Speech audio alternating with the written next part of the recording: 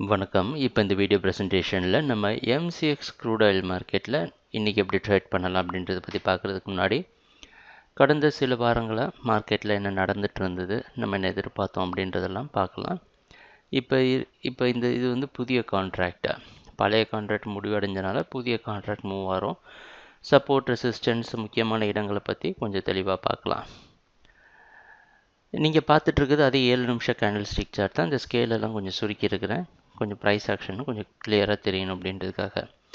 ஜூலை மாதம் பார்த்தீங்கன்னா, இது ஜூலை மாதத்தில் நடந்த ப்ரைஸ் ஆக்ஷன் 3160க்கு மேலே நிற்க முடியாமல் அதை உடச்சி சரிவை சந்தித்து 2700 வரைக்கும் கீழே விழுந்த க்ரூட் ஆயில் மார்க்கெட்டை 2700 ஆகஸ்ட் மாதம் ஆரம்பத்திலேருந்து மேலே போக ஆரம்பிச்சது. இது கம்ப்ளீட்டாக எங்கே இருந்து விழுந்ததோ அதே இடத்துக்கு திருப்பி வந்திருக்கு 3160.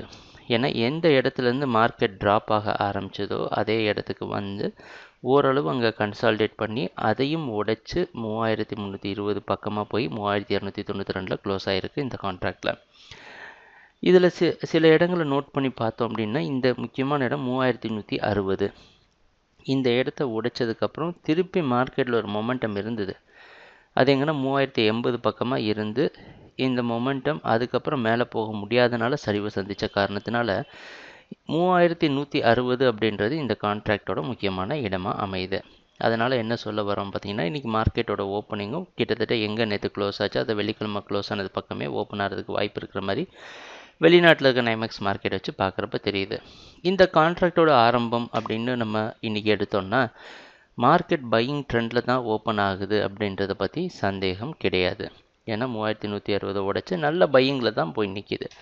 ஆனால் என்ன ஒரு விஷயம், 2700லேருந்து தொடர்ந்து 3320 வரைக்கும் போன மார்க்கெட் கரெக்ஷன் கொடுக்கறதுக்கான வாய்ப்பும் இருக்குது அப்படின்றதும் நமக்கு தெரியுது.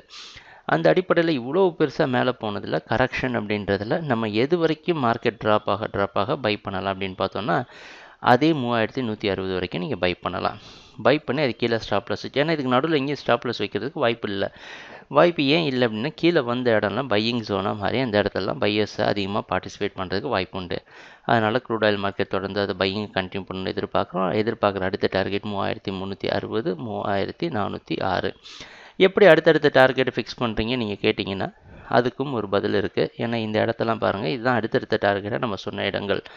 இங்கே ப்ரைஸ் ஆக்ஷன் வால்டிலிட்டி ரொம்ப குறைவாக இருந்தாலும் ஒவ்வொரு ரெசிஸ்டன்ஸையும் கரெக்டாக மார்க் பண்ணியிருக்கோம். முடிஞ்ச அளவுக்கு அதெல்லாம் அடுத்த டார்கெட்டாக இருக்கிறதுக்கு வாய்ப்புகள் உண்டு. ட்ரேடிங் நடக்கிறப்ப பார்ப்போம் என்னென்ன மாற்றங்கள் வருதுன்னு. எங்கள் வீடியோ ப்ரெசன்டேஷனை தொடர்ந்து பார்த்துட்டு வந்ததுக்கு மிக்க நன்றி, மகிழ்ச்சி, வணக்கம்.